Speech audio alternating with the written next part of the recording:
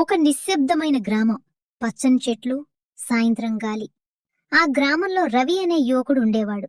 పేదవాడు, కాని నిజాయితీ అతని ప్రాణం. ఉదయాన్నే లేచి చిన్న చిన్న పనులు చేస్తాడు. జీతం తక్కువైనా రవి ఎప్పుడూ మొహం వంచడు. అమ్మా, ఒకరోజు మన జీవితం ఖచ్చితంగా మారుతుంది. నేను కష్టం ఆపను. ఒకరోజు రవి ఇంటి యజమాని రెంట్ అడుగుతారు. డబ్బులు లేకపోవడంతో రవి ఇబ్బందుల్లో పడతాడు. రవి, ఈ నెలకైనా రెంట్ ఇవ్వాలి. లేని పక్షంలో ఇల్లు ఖాళీ చేయాలి. అన్నా, 2 రోజులు సమయం ఇవ్వండి, నేను తప్పకుండా ఇస్తాను. రవి గ్రామమంతా తిరిగి పని అడుగుతాడు. ఎవరూ ఇస్తారని లేదు. సాయంత్రం వరకు వెతికి అలసిపోయి కూర్చుంటాడు. ఎక్కడో ఒక పని దొరుకుతుందన్న నమ్మకమే నన్ను నడిపిస్తోంది. వృద్ధుడు రోడ్డుపై బస్తా మోసుకుంటూ ఇబ్బంది పడుతూ కనిపిస్తాడు. ఎవరూ చూడరు, కాని రవి పరుగెత్తి సహాయం చేస్తాడు. అయ్యా, నాకివ్వండి, నేను మోస్తాను. బిడ్డా, నువ్వేం కోరుకుంటున్నావు?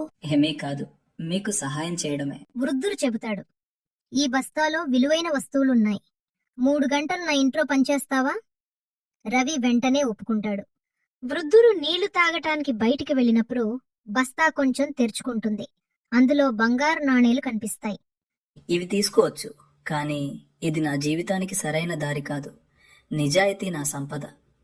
రవి ఒక్క నాణెం కూడా తాకడు. వృద్ధుడు తిరిగి వచ్చి సంతోషంగా నవ్వుతాడు. రవి, ఇది నీ నిజాయితీ పరీక్ష.